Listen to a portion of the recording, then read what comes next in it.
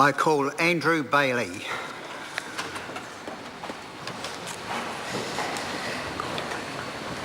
Thank you, Mr. Speaker. Tēnā koutou, tēnā koutou, tēnā koutou katoa. It's an honour to be able to address the House today in this august chamber, rich in history, personalities and its politics. But I'd like to begin with a thank you to my wife, Tina, and our 3 boys who have afforded me this opportunity. I know that Parliament brings challenges to family life, and to have your support is important to me. I was just showing my boys around the Parliamentary Library, and the first book they picked up was called Twitter for Dummies. That's my boys. I'd also like to thank my parents, especially my 92-year-old father, who is unable to join my mother here today.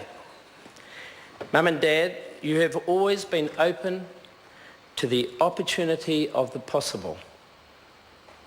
This has been a powerful and liberating force throughout my life. I also acknowledge that I'm here primarily because of the strength of the National Party and the support of the good people of Whenua. But first, a little about my journey here to Parramatta, Aotearoa. I'm a 5th generational New Zealander. The Bailey family origins are from a tiny village called Clawton on the border of Cornwall and Wales. In the 19th century, 3 brothers decided that they wanted a better life. Before leaving, they walked to the nearest village, found 3 sisters, married them, and then set sail on the Amelia Thompson, arriving in New Plymouth in 1841. Was it our priority? My great-uncle was a fluent speaker of te reo and ended up acquiring land in Kaiwi near Whanganui, where I grew up. My mother's connection with New Zealand came through Eliza Pattle, who was married to Edward Gibbon Wakefield, principal of the New Zealand Company. My identical twin brother, Paul, and I were the youngest of 6 boys. Our life on the farm was mayhem, but great fun. People often say, "Your poor mother with all those boys." Here she is in the gallery today, and she looks pretty good to me. I can only remember going on one holiday as a family, where all of us boys were squeezed in the back of the Rambler Rebel. We got a flat tyre before we left the garage. We fought all the way to Napier, and it rained the weekend. Never again.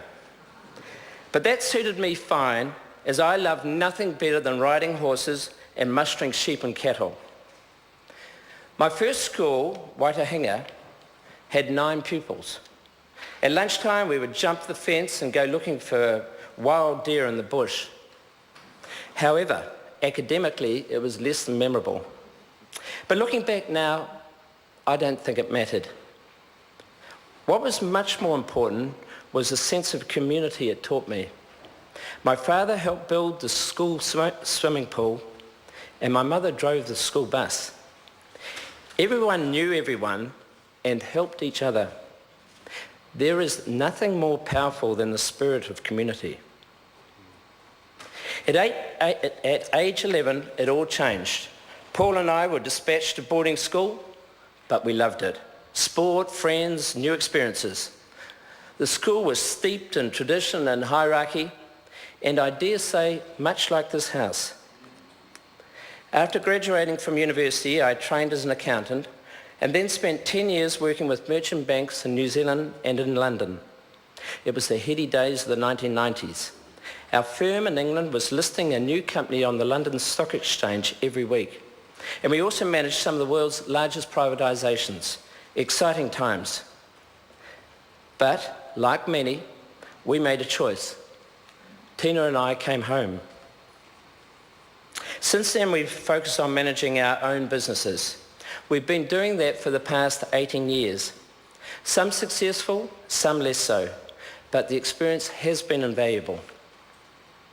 Managing a business is a challenge. It's about strategy, it's about products and services and meeting changing needs.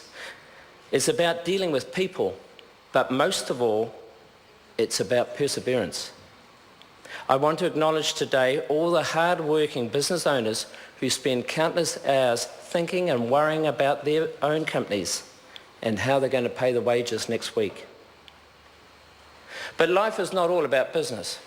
They say you can take the boy out of the farm, but not the farm out of the boy. Having a sedentary job, I've always turned to the outdoors. I was a territorial officer in the New Zealand Army and then in the British Parachute Regiment. When I was in my 20s, jumping out of a C-130 Herc at 800 feet was exciting. Nowadays, I've got to tell you, you would have to push me out. It's not until you've commanded a squadron of Leopard tanks in the desert or seen an A-10 Warthog aircraft in action or felt the reverberation of a grenade going off, can you start to appreciate the skill and dedication of our armed forces, both current and those who have gone before us? There is nothing more resourceful and tough as a New Zealand soldier. It is no wonder they are in demand by our allies around the world. Recent events in the Middle East have highlighted the need to have a rapidly mobile and credible defence force, and the investment by government now looks well-timed. Further developing peacekeeping and civil emergency capability is, I believe, a natural progression.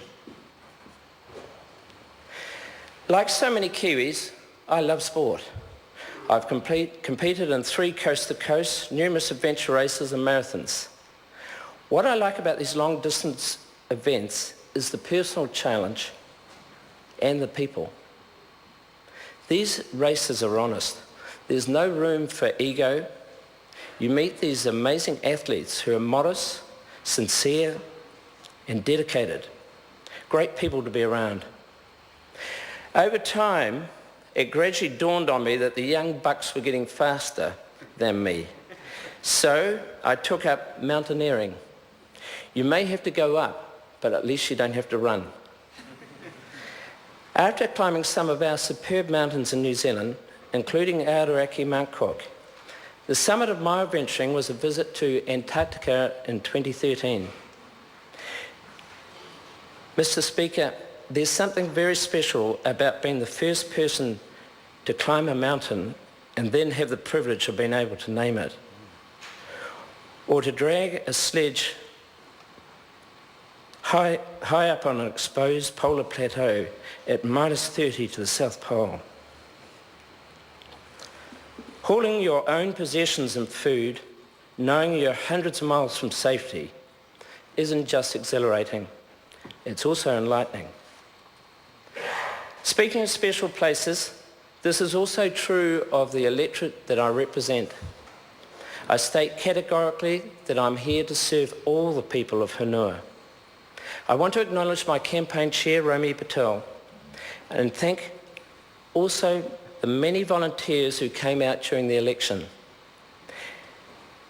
It's both humbling and a privilege to follow a long line of great parliamentarians who have represented this electorate. These include the Right Honourable William Massey, who, as the Prime Minister, stood on the steps of this building 100 years ago as the Governor-General announced that New Zealand was at war with Germany. Then there was Sir William, aka Bill Birch, our hard-working former Minister of Finance, and more recently, Dr. Paul Hutchison, who diligently represented our electorate and made a significant contribution to this House as the chair of the Health Select Committee.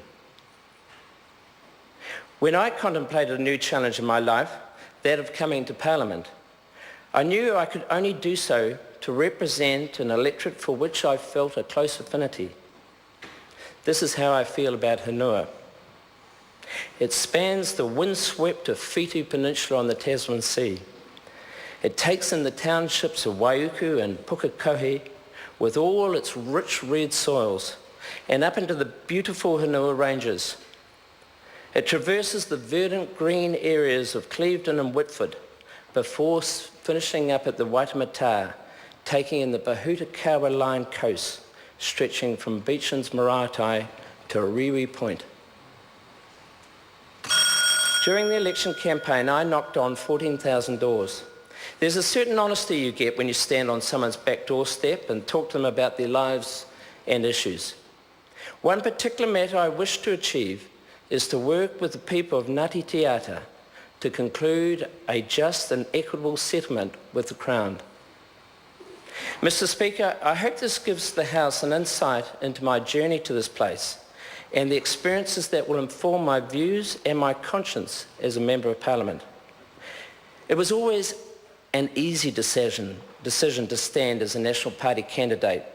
This government has shown significant skill and judgment in steering this country through very difficult financial times. I don't think many New Zealanders fully appreciate the gravity of the turbulent international events that have gripped nations around the world over the past 6 years. This government got us there without compromising the level of financial support provided to families and individuals in need. That took faith. However, we can take no pride in the fact that there is a group that feels disconnected. The causes are many, and this is one of the issues that drew me into politics. I think putting the individual and family at the centre of the issue, rather than focusing just on government processes, is to be commended. But more is required. We need to continue to grow our economy, as this will deliver more employment and better paying jobs. For the first time in modern history, New Zealand is now well placed geographically to benefit from being on the doorstep of the most dynamic economies in the world. This physical advantage, together with the power of digital connectivity and improvements in logistics, means the traditional issue of our tyranny of distance is being transformed into proximity of opportunity. And that opens up exciting possibilities. There are a number of ways we might further improve our economic performance. We need to continue to do what we're good at. It's great to have a strong primary sector, but our economy is much wider than that. We must continue to value our manufacturing sector, and developments such as 3D printing are ideal for niche New Zealand OEM manufacturers. Expanding the professional and creative industries is also essential, given they account for 25% of this country's total exports. We must better link our universities to business by carving a symbiotic and seamless pathway from study to jobs. And we need to build capability by supporting and upskilling our entrepreneurs, as they are the ones who have the potential to build significant companies over time. Another key area of interest is environmental management. When it comes to these matters, talk is cheap. My credentials are that I established a composting and recycling business processing over 40,000 tonnes of material each year into beneficial products for horticulturists and farmers. I've also worked with a number of clean energy companies and wonder why New Zealand isn't a world leader in electric car usage, smart home energy systems, and harnessing excess electricity for hydrogen generation. I stand alongside so many New Zealanders who believe the environment is precious and must continue to be protected. In closing, Mr. Speaker, may I say that it is an honour and a privilege to be part of this new community here in Parliament, representing the people of Whenua. I've never dodged a challenge. I'm not afraid of adversity. I value open and robust debate, but I cannot and will not abide intolerance, prejudice and injustice. I intend to follow these principles here in Parliament. Thank you, and I look forward to working with you all.